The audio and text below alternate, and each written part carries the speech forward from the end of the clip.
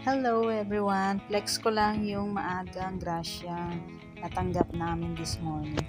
Natawag kami sa barangay dahil daw meron kaming ayuda from our governor, Dennis Pineda. Maraming salamat po sa aming governor yan. Yan yung binigay nila sa amin ngayon this morning po. 5 corned beef, tsaka 5 sardines. Tsaka merong isang pack ng bigas. Mga 5 kilos siguro yung bigas. Yan.